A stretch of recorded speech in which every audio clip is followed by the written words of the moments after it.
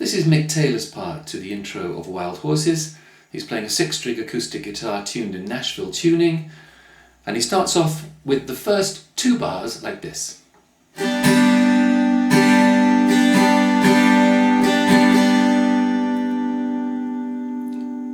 We've got a G chord, we're in the key of G, and he starts on a G chord. It's a reinforced G chord with the top 2 strings at the 3rd fret. And the first bar is just a quick up strum before the first down strum is the beginning of the intro proper, where he plays this pattern. Down, down, up, down, down, up, down, up. So the little up strum is on the of 4, 3 E and a 4 E and a 1, 2, a 3 and E and a. Nothing on 4. Then he goes to an A minor 7 chord, which is A minor without the 3rd string finger, and plays the same pattern. Down, down, up, down, down, up, down, up. Back again to G and the same pattern.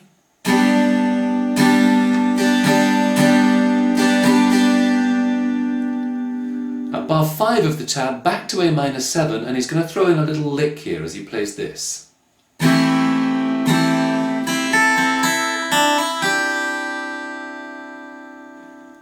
So you've got your A minor 7 chord, down, down, up, and then add the 3rd string at the 2nd fret, play 3, 2, 1,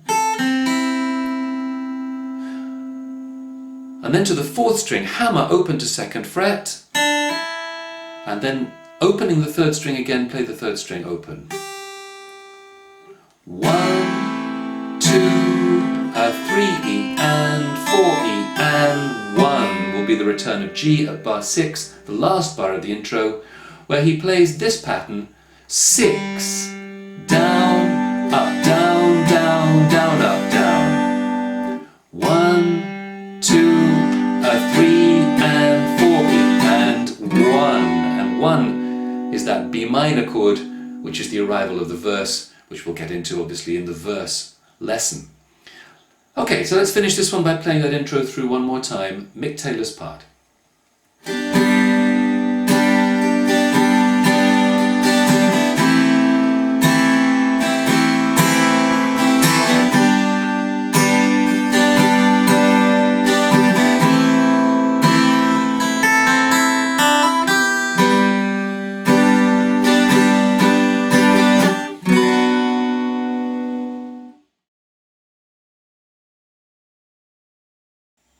Keith Richards' acoustic part on Wild Horses is played on a 12 string, although you can play it just fine on a 6 string by following what we're going to have a look at.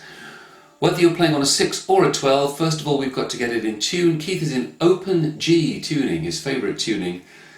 Let's get in tune then. So the 1st string comes down to D. 2nd and 3rd strings stay like standard tuning. 2nd string is B, 3rd string is G, and the 4th string too stays on its standard tuning pitch at D, but the 5th string tunes down to G, and the 6th string tunes down to D. Now we've got a G major chord on the open strings, and have your tab in front of you for Keith Richards' 12-string acoustic part. Bar 1 of that is empty on this tab because the record begins with Mick Taylor's high-strung guitar for a bar, and Keith joins at bar 2 as the chord goes to A minor. Initially you can just make a normal A minor shape, and he sort of plays the high strings here, it doesn't matter exactly what, but avoid the low strings. And then he plays this little lick.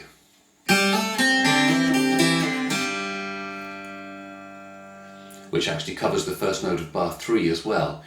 So here he's hammering the 3rd string open to 2nd fret, then playing the 2nd string which should be at the 1st fret, then the 4th string hammers open to 2nd fret. I should mention in passing that I hammer all of these. Some of these he actually picks the notes twice, so where it's an obvious hammer like open to 2nd fret, he often picks them separately. You can choose where or when you want to do that. Then he plays the open 3rd string, back to the 4th string and pull off 2nd fret to open, and that lick finishes at the beginning of bar 3, the return to the G chord, with the 5th string open. 1 and 2 and 3 E and a 4 E and a 1. So that last note, as I said, is the arrival of the G chord, and he finishes that bar just playing around the middle of the chord, strings 3 and 2, something like that, starting open, then add the 2nd string, 1st fret twice, open again, and then just the 3rd string on its own. 1 and 2 and a 3 and 4 and. Back to A minor, and again strum just the high strings. And then this lick.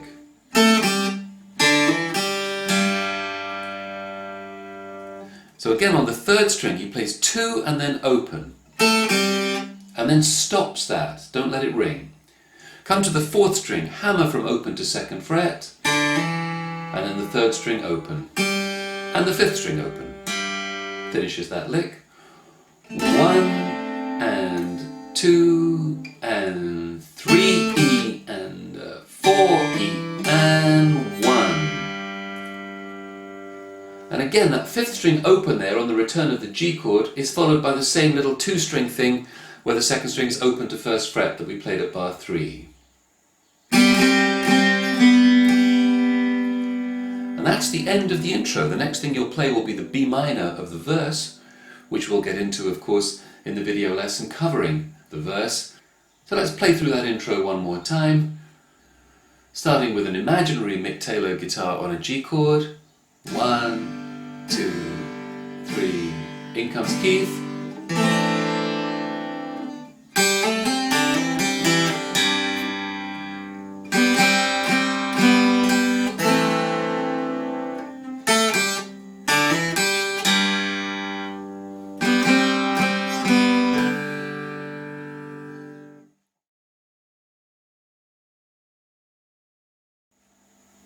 So we're getting into Keith's lead guitar part, the electric guitar part to Wild Horses, and this video is going to take a look at the intro. It's on your tab labelled Wild Horses Richard's lead, and it runs from bar 1 to bar 5. Essentially he's just playing 2 licks over this. The song starts on a G major chord, strummed for a bar, but the lead doesn't come in until bar 2. As the chord moves to A minor, he plays this phrase over the top of the A minor chord.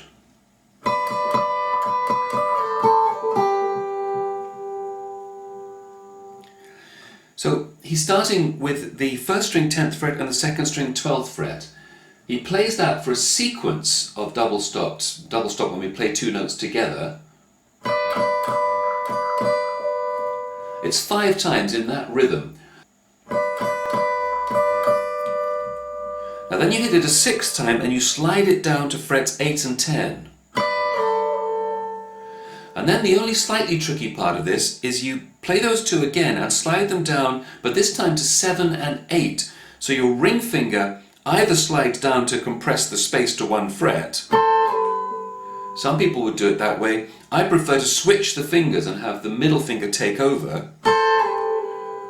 That's a little bit tricky because the middle finger has to almost sort of hammer on to make the 8th fret note sound. And then you play those 2 again at 7 and 8.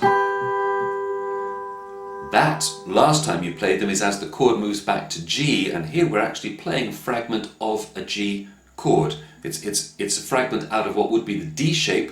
When we play the D shape at fret 7 and 8, we're playing the chord of G, and these 2 notes are a fragment of G. So the rhythm of it, remember we're coming in at bar 2, the A minor bar, 1 and 2 and a 3 and a 4 E and a 1. And that last fragment, that 7 and 8 double stop, rings across the rest of its bar. Then the chord goes back to A minor, which is going to be followed again by G, and we play exactly the same phrase. 1